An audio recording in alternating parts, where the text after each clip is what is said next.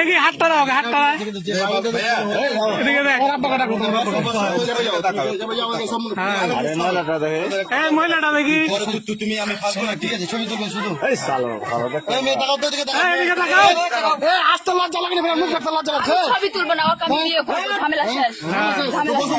এই বসো বসো, তুল তুল বসো। বিয়ে করলে না কেন? তুমি ধরা বললে কেন? ছবি তুলবো না। তোর ফ্যামিলি ছবি তুলবি না, খাবার হবে বাড়ির ভিতরে কাজে রাখুন তো ভালো লাগে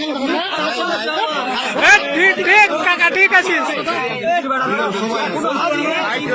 এখন হাজি পেয়ে আছে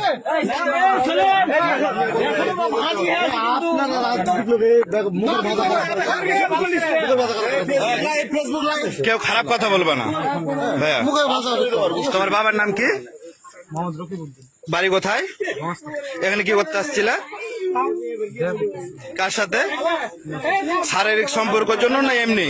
তোমার বোন? তোমার কে?